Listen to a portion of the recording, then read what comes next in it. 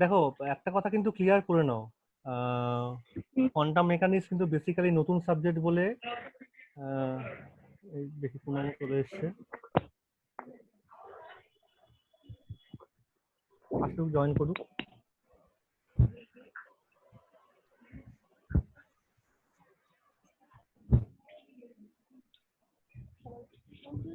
পুনম শোনা যাচ্ছে?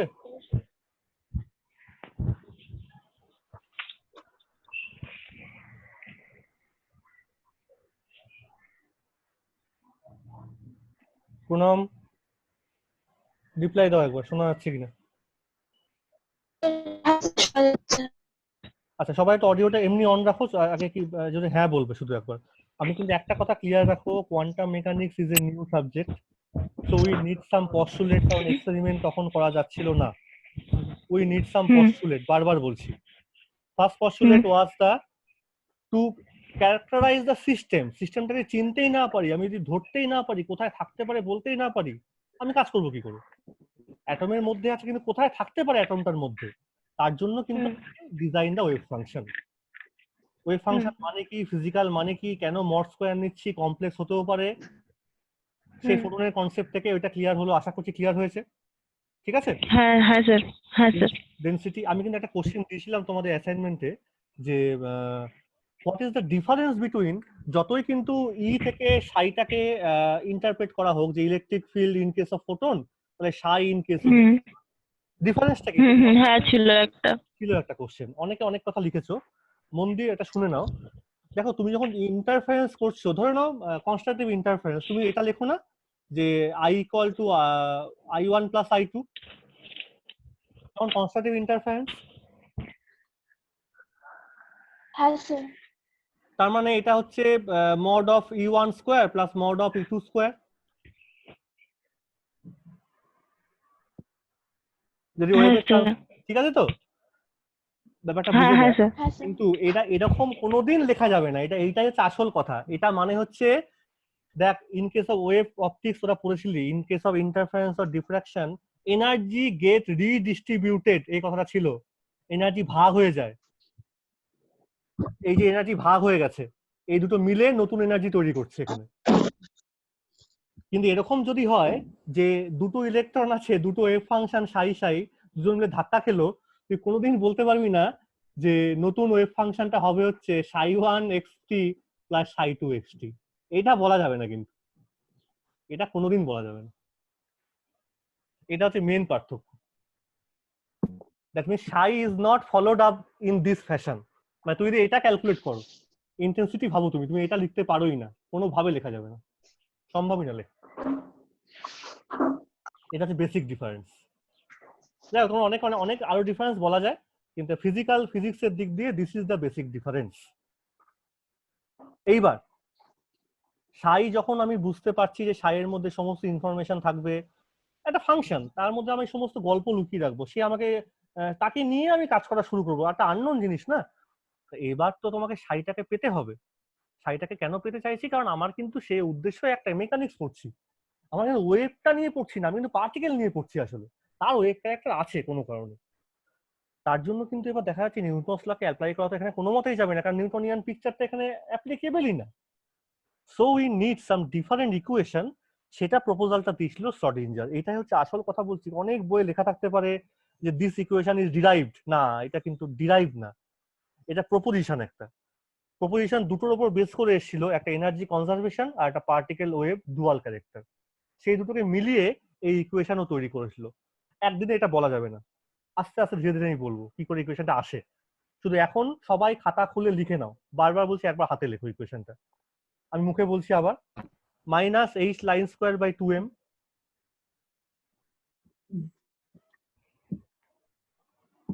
আগে একটা কথা লেখো খাতার মধ্যে, এই কথাগুলো লিখতে হয় পরীক্ষায়, যে লেটাস কনসিডার, এটা লিখে নাও লাইনটা, এই কথাগুলো বই অনেক সময় পাবে না। Let us consider, let us consider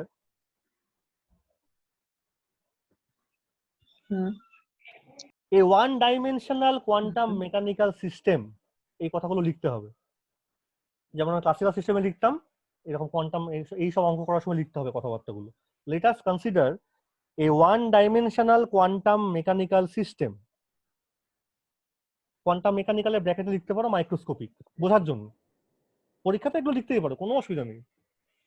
one dimensional quantum mechanical system characterized by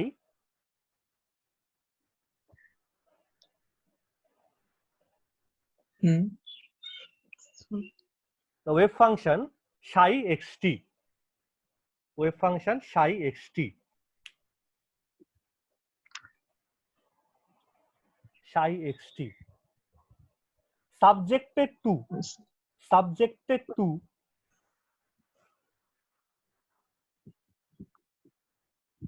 a potential,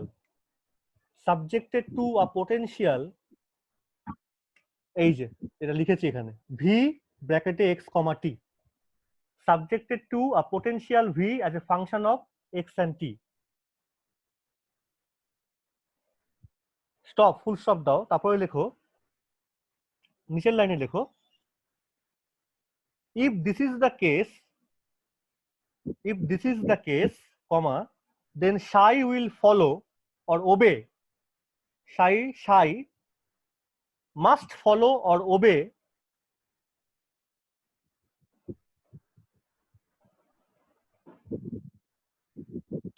the following equation, দিয়ে কোলন মার্ক দিয়ে পুরো ইকুয়েশনটাকে লেখো। এবার ও প্রথমে লিখে নিও, let us consider a quantum mechanical ব্র্যাকেটে microscopic system of mass m,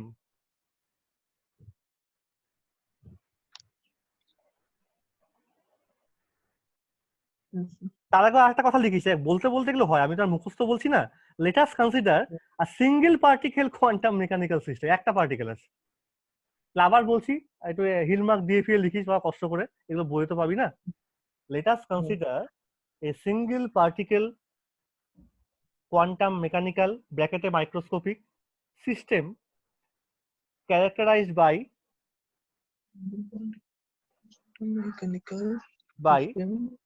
আচ্ছা, ওয়ান ডাইমেনশন কথাটা আগে বলেছি এখন না স্যার, আগে। হ্যাঁ স্যার, হ্যাঁ। তাহলে ওটা রাখিস কিন্তু, মানে লেট আস কনসিডার বলতো, এবার কি লিখলি লাইনটা, একজন বল যে কোনো Let us consider. একজন বল, আচ্ছা বল, পুনম বল শুনি, late us consider Let us consider a single particle quantum mechanical. Sir তারপর শুনতে পাইনি কিছু। সিঙ্গেল পার্টিকেলের আগে ওয়ান ডিমেনশনাল। হ্যাঁ এক্স্যাক্টলি, তার আগে ওটা লেখ। লেট আস কনসিডার, আমি লিখছি দেখ ভালো করে, let us consider a one dimensional single particle quantum mechanical ব্র্যাকেটে হচ্ছে মাইক্রোস্কোপিক, আমি শর্টে লিখছি, microscopic system characterized by of mass m, sorry দেখ ভুলে যাচ্ছে, of mass m, হ্যাঁ of mass m,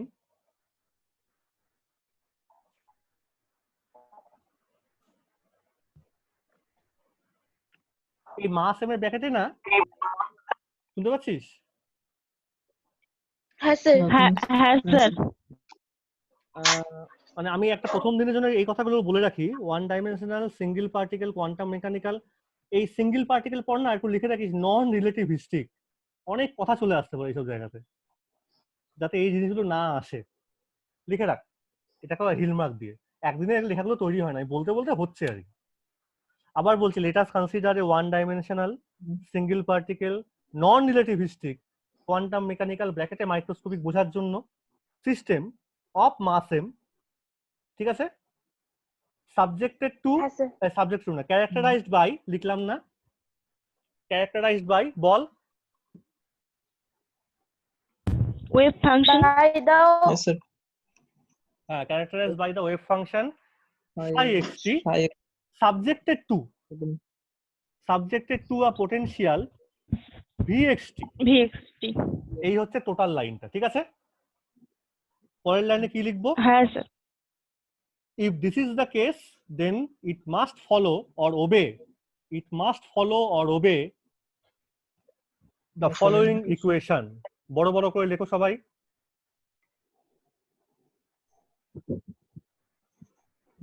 প্রথমবার লিখছো বলে একটু ব্র্যাকেটে ফাংশন গুলো থাকবে, পরে যখন এক্সপার্ট হয়ে যাবে তখন ফাংশন গুলো না লিখলেও চলে।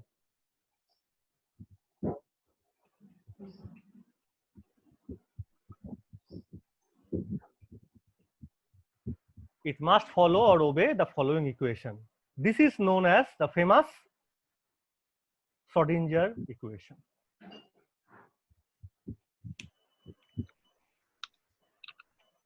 বা ফেমাস, তারপরও লিখতে পারো, একটা কথা বলে দিচ্ছি, ওয়ান ডাইমেনশনাল, এটা বলতেই হবে, টাইম ডিপেন্ডেন্ট, এই কথাটা লেখো, one dimensional time dependent Schrodinger equation, famous.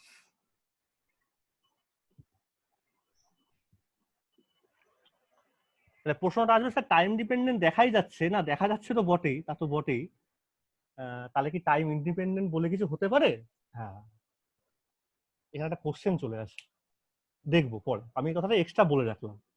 আর 1D যখন বললেন তাহলে কি 3D? হ্যাঁ 3D হতেই পারে। তুমি যদি এক্স গুলোকে উঠিয়ে দাও, উঠিয়ে আর লেখো, কোশ্চেনটা লিখে রাখো, রাইট ডাউন, কোশ্চেন লিখে রাখ, write down 3D time dependent Schrodinger equation for the same system.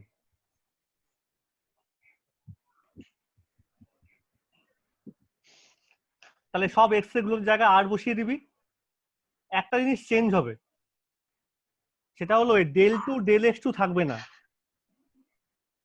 তারপরে তিনটে আসবে, del two del x two plus del two del Y two plus del two del Z two.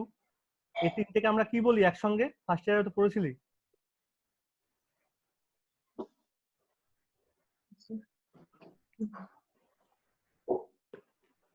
যখন তিনটে partial ডেরিভেটিভের double derivative বা second order derivative একসঙ্গে থাকে, সেটাকে কি বলা হয়? ভেক্টর ক্যালকুলাস পড়েছিলাম না, মনে আছে? গ্রেডিয়েন্ট, ডাবল ডেরিভেটিভ তো, ডবল ডেরিভেটিভ, তাহলে ওটা ডাইভারজেন্স।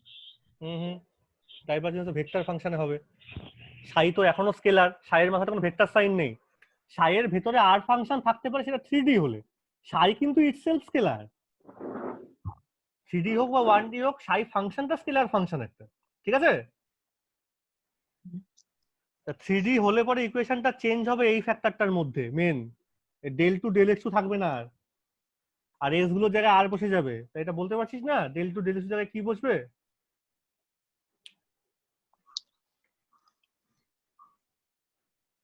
এইটা বসবে, এই যে এটা কি বলে?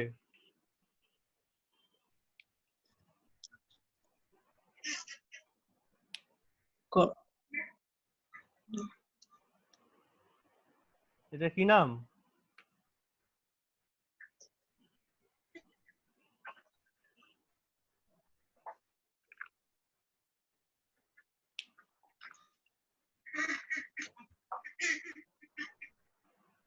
বলতে পারছিস না? দেখতে পাচ্ছিস?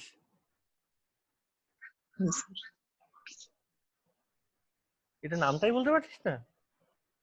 Sir curl. এটা কার্ল? না না না না না। ডবল ডেরিভেটিভ আমি লিখছি, দেখ এটার মধ্যে লিখছি 3D টাকে, দেখ অবস্থা খুব খারাপ করে না, ক্লাস ক্লাস করে এই দেখ 3D লিখছি কি করে, দেখ। এটা তো আমি d সব to আগে dx to plus d to dy। সব এক্স গুলোকে মুছলাম, 3D লিখছি, তাহলে আর বসে যাবে সব এখানে, একই কোশ্চেন তখন সব আর দিয়ে, হ্যাঁ তাহলে আমি আর বসিয়ে হ্যাঁ। দিলাম। এইখানটা দেখ চেঞ্জ হচ্ছে হুম। কিরকম, চেঞ্জ হচ্ছে এইরকম, d to d। এর মধ্যে del two del x two আছে, plus del two del Y two আছে, plus del two del Z two আছে। হ্যাঁ। তাহলে এটা কি জিনিস? এই যে ট্রায়াঙ্গেল মাথায় স্কোয়ার, এটা কি জিনিস? এ কি?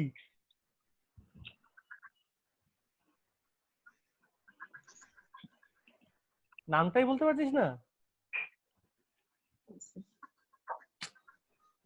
ল্যাপ্লাসিয়ান, মনে পড়েছে? ডবল ডেরিভেটিভ, অবস্থা খুব খারাপ, ইস, অবস্থা খুব খারাপ। যাক তুই 1D তেই আয়, 3D করলে পরে তোর আরো মুশকিল হয়ে যাবে, তুই 1D তেই থাক বাবা আপাতত, হ্যাঁ? এটা হাতে লেখার চেষ্টা করিস আর একবার, তুই 1D তেই আয়, দুটো কথা বলে বেশি। হ্যাঁ স্যার। 1D তে আমি 1D তেই থাকবো, চিন্তা নেই। তাহলে 1D টা লিখে ফেলার একবার, লিখে ফেলছি খাতার মধ্যে, বারবার হাতে একটু লেখো ইকুয়েশনটা বাড়িতে বসে, এবার যত লিখবে তত বেশি মনে থেকে যাবে। তো প্রশ্ন অনেক, কেন এরকম দেখতে হলো ইকুয়েশনটা, সব আস্তে আস্তে ক্লিয়ার হবে, একদিনে এটা হয় না। ঠিক আছে, ডেল টু বসিয়ে দিই, এক্স, এই তো অনেক ব্যাপার আছে ইকুয়েশনটার মধ্যে, ভালো করে লক্ষ্য করো যে এক্স এর অনেক প্রশ্ন আসতেই পারে, স্যার এক্স এর ডাবল ডেরিভেটিভ, টাইমের কেন সিঙ্গেল ডেরিভেটিভ, এনার্জি কনজারভেশনটা কি করে হচ্ছে আপনি বললেন, পোটেনশিয়াল এখানে কি করে আসলো, মেকানিক্স পড়ছি পোটেনশিয়াল, আরে বাবা এখানেই তো আসল, এই লাইনটা আমি এতগুলো উত্তর একটা উত্তরও দেবো না, কারণ এগুলো একদিনের উত্তর নয়, দীর্ঘদিন আলোচনা করলে করলে এটা আস্তে আস্তে ক্লিয়ার হবে, এটা একদিনে পাওয়া যাবে না উত্তরটা। পস্টুলেটের মধ্যে শ্রোডিঞ্জার কোনোদিন বলেই দেয়নি লোককে যে এটা হচ্ছে এই জন্য ইকুয়েশন তৈরি, না ও বলছে এইটা হবে ইকুয়েশন, কেন সে পরে লজিক দিয়েও বুঝিয়েছিল সেটা অন্য। তাহলে শুধু এইটুকুন তুমি এখন ভেবে রাখো, আমি এটা শুধু মুখে একটু বলে দিচ্ছি, পোটেনশিয়ালটা কেন ফট করে নিয়ে আসলাম ভিটাকে, কারণ দেখো মেকানিক্স মানে কিন্তু তুমি পড়ছো হচ্ছে ফোর্স অ্যাপ্লাই করলে সিস্টেমটার কি হবে, কোথায় যাবে বা কি রাস্তা দিয়ে যাবে, এখানে তো ওটা জানার সুযোগ নেই যে কিভাবে যাবে, সব পারে পারে পারে প্রবাবিলিটি হচ্ছে, যাই হোক না কেন তুমি এটা জানো তো ফোর্সের সঙ্গে পোটেনশিয়ালের রিলেশন আছে নাকি এটাও জানো না, Okay. এটা মনে আছে গ্রেডিয়েন্ট অফ পোটেনশিয়াল, হ্যাঁ স্যার, হ্যাঁ স্যার। আবার 3D করছি ঘাবড়াস না, মানে যদি ফোর্সের কম্পোনেন্ট লিখিস তাহলে এরকম হবে ডেল ভি ডেল এক্স, তাহলে অ্যাকচুয়ালি কিন্তু তুই ফোর্সকে না লিখে তুই এখানে পোটেনশিয়ালটাকে লিখেছিস, একই কথা। এই একটা ক্লু তোকে বললাম আজকে, যে ফোর্সকে ডিরেক্টলি না লিখে পোটেনশিয়ালটাকে লিখেছি, এর কারণটা হচ্ছে potential itself is a scalar quantity, ওটা ও ইউজ করেছিল। এরপর বাকি কেন এখানে মাইনাস সাইন, কেন এখানে একটা কমপ্লেক্স আই চলে আসলো, সেগুলো আস্তে আস্তে হবে, একদিনে না, একদিনে হবে না এগুলো। তাহলে আমার পস্টুলেট নাম্বার 2 হচ্ছে এটা। ফার্স্ট পস্টুলেট কি ছিল? নাম্বার 1 ছিল about psi and mod of psi square, normalization, probability amplitude, probability density. আর সেকেন্ডটা হচ্ছে কি, শ্রোডিঞ্জার ইকুয়েশন টাইম ডিপেন্ডেন্ট। এবার সবাই খাতা খোলো, এটা একটা পার্শিয়াল ডিফারেন্সিয়াল ইকুয়েশন, ঠিক আছে, কাপলড সেকেন্ড অর্ডার, কারণ সবচেয়ে হাইয়েস্ট অর্ডারটা 2, ফার্স্ট 1ও আছে কিন্তু হাইয়েস্ট অর্ডার 2 বলে সেকেন্ড অর্ডার। এরকম পার্শিয়াল ডিফারেন্সিয়াল ইকুয়েশন সলভ করতে গেলে কোনোদিন জীবনে করেছো কি করে সলভ করতে হয়? কারণ সলভ করার কথা এই জন্য বলছি, you have to find out the psi, কারণ সাই যতক্ষণ না পাচ্ছ তুমি মড অফ সাই স্কোয়ার পাবে না, আর যতক্ষণ মড অফ সাই স্কোয়ার না পাচ্ছ কোথায় থাকতে পারে তুমি বলতে পারছো না, আর কোথায় থাকতে পারে তুমি যদি না বলতে পারো তাহলে তুমি এক্সপেরিমেন্ট করবে কি করে? লজিক বোঝা গেছে? তাহলে এবার বলো, পার্শিয়াল ডিফারেন্সিয়াল ইকুয়েশন সলভ করতে যাওয়ার কোনো টেকনিক তুমি জানো? জানো না।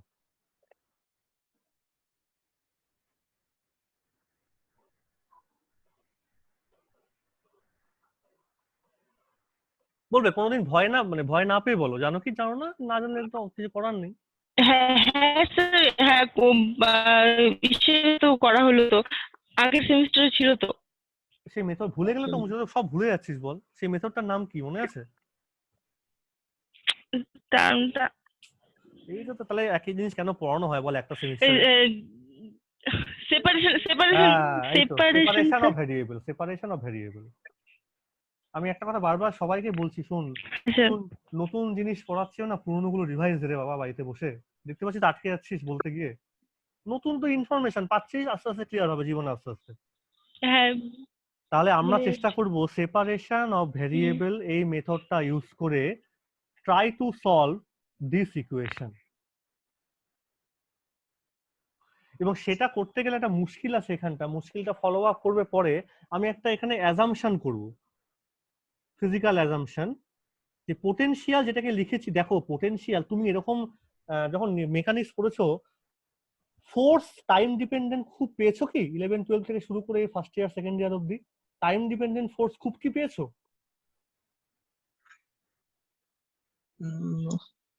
নো নো, এরকম সিচুয়েশন আমরা খুব কম পেয়েছি যে একটা বলকে আমি হাতুড়ি দিয়ে টক টক টক টক করে বাড়ি মেরে যাচ্ছি, না তা করিনি, একটা বাড়ি মেরে ছেড়ে দিয়েছি, যা তুই এগিয়ে যা, কোন রাস্তা দিয়ে যাচ্ছিস আমি দেখবো করবো, তাই তো? তাহলে টাইম ডিপেন্ডেন্ট কেস খুব কম পাওয়া যায়, নেচারেও কম পাওয়া যায়, সম্ভব না, পেলে পরও সেটাকে অ্যানালাইসিস করা খুব মুশকিল। একটা ঘড়ি লাগবে, হ্যাঁ, সঠিকভাবে টাইম অনুযায়ী যদি সেই টাইমের মতো না হয় তাহলেও মুশকিল, একটা 5 সেকেন্ড পর ফোর্স দিলে আবার 10 সেকেন্ড পর, আবার 15 সেকেন্ড পর, আবার 40 সেকেন্ড পর, তাহলে একটা ঝামেলাকর পরিস্থিতি তৈরি হতে পারে। এমনিতেই কঠিন একটা সাবজেক্ট, তার মধ্যে টাইম ডিপেন্ডেন্সি ঢুকিয়ে লাভ নেই। আমরা এখানে অ্যাজাম্পশনটা করব ফর সিম্পলিসিটি, লিখে রাখো, ফর সিম্পলিসিটি বা for the time being, let us assume the potential, ফোর্সের কথাটা কিন্তু বলবো না মুখে, পোটেনশিয়াল কথাটাই বলবো, মনে মনে জানবো পোটেনশিয়াল মানেই এখানে force. For the time being let us assume the potential, লিখছিস তো? Okay. For the time being, let us assume for simplicity that the potential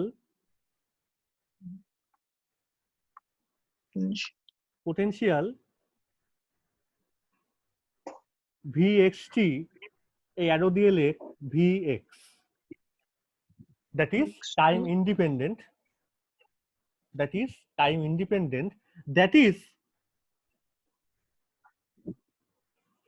scalar 1. এবার এই নামটা শুনে আবার ঘাবড়ে যাস না, স্কেলার ভেক্টর মানে কিন্তু ডিরেকশনের ব্যাপার নেই। পোটেনশিয়াল স্কেলার মানে বুঝতে হবে টাইম ইন্ডিপেন্ডেন্ট পোটেনশিয়ালকে বলে স্কেলার পোটেনশিয়াল, টাইম ডিপেন্ডেন্ট পোটেনশিয়ালকে বলে vector potential in case of mechanics. ঘাবড়ে যেও না আবার, ঠিক আছে? আবার তুমি যখন ওই ইলেকট্রিক ফিল্ড ম্যাগনেটিক ফিল্ডের কথা ভেবো না কিন্তু। মেকানিক্সে পোটেনশিয়াল যখন আসবে তখন তার ক্ষেত্রে দুটো নাম ইউজ করা হয়। স্কেলার পোটেনশিয়াল কখন বলি তাহলে যখন টাইম ইন্ডিপেন্ডেন্ট হবে, আর যখন ভেক্টর পোটেনশিয়ালের কথা বলবো তখন কি বলবো? Time dependent. Time dependent. হ্যাঁ, কিন্তু এই পোটেনশিয়ালটা সম্পূর্ণ কি মেকানিক্যাল সেন্সে, যেখানে পোটেনশিয়াল থেকে তুমি ফোর্স বার করতে পারো, মানে ফোর্স লিখবো না কিন্তু ফোর্সকে সাপোর্ট করবে পোটেনশিয়ালটা। পোটেনশিয়াল নিয়ে কাজ করার সুবিধা কোথায়? এটা কিন্তু itself is a scalar function, সেই অর্থে স্কেলার, কিন্তু স্কেলার পোটেনশিয়াল যখন তুমি বলবে মেকানিক্সে তার মানে কিন্তু টাইম ইন্ডিপেন্ডেন্ট পোটেনশিয়াল। গুলিয়ে ফেলো না কিন্তু বাবা, হ্যাঁ গুলিয়ে ফেলো না এগুলো। তাহলে এই যদি হয় তাহলে আবার একটু লিখে ফেলো, এই যদি অ্যাজাম্পশন তোমার হয় স্কেলার পোটেনশিয়াল মানে system is subjected to time independent of scalar potential, তাহলে আর এই ইকুয়েশনটার মধ্যে টি থাকবে না, শুধু ভিএক্স হয়ে গেল। কি বোঝা যাচ্ছে তো? হ্যাঁ স্যার। এইবার হ্যাঁ, সেপারেশন স্যার। অফ ভ্যারিয়েবল, সবাই লেখো late psi xt is equal to, let psi xt is equal to, এইভাবে লেখো phi x ইন্টু আর একটা ফাংশন ডিফাইন করো কাই, যে ফাংশন অফ টি, মানে দুটো ডিফারেন্ট ফাংশনের প্রোডাক্ট দিয়ে লিখলাম।